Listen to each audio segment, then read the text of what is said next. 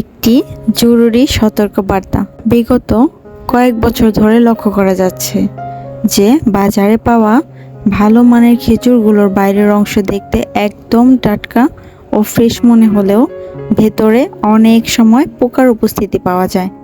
বিশেষ করে প্রতি 10টি খেজুরের মধ্যে গড়ে 2 থেকে 3টি খেজুর এমন সমস্যা দেখা যায়। তাই খেজুর খাওয়ার আগে অবশ্যই ভালোভাবে পরীক্ষা করে নিন, যেন অনাকাঙ্ক্ষিত কিছু খেয়ে না ফেলেন। নিজের সুস্বাস্থ্য বজায় রাখতে সতর্ক থাকুন।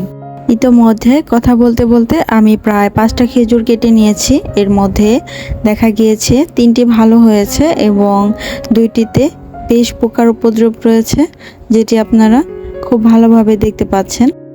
সবগুলোর খোসা ছাড়িয়ে নিয়েছি। খুব ভালোভাবে বোঝার সুবিধার্থে আমি ক্যামেরার সামনে এনে দেখিয়ে দিচ্ছি। দেখুন, এখানে কিন্তু বেশ পোকা রয়েছে এবং একটি বড় পোকাও রয়েছে। এরই মধ্যে আরও একটি খেজুরে পোকা বের হয়েছে। আর এখন যেহেতু রমজান মাস, সাধারণত আমরা ইফতারে আস্ত খেজুর মুখে দিয়ে ইফতার করে থাকি।